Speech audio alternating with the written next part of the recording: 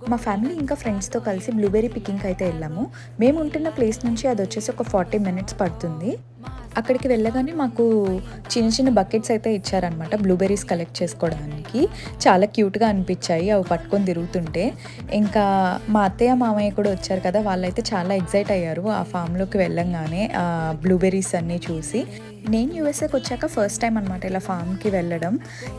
ఇక్కడ strawberry, blueberry, Apple picking ఇట్లా చాలా జరుగుతుంటాయి. నేనెప్పుడూ వెళ్ళలేదు. ఇదే ఫస్ట్ టైమ్. ఇంకా అత్తయ్య వాళ్ళతో కలిసి వెళ్ళడం గూడా నాకు చాలా హ్యాపీగా అనిపిచ్చింది. బ్లూబెర్రీస్ అయితే చాలా టేస్టీగున్నాయి. తియ్యగా ఉన్నాయి అక్కడ.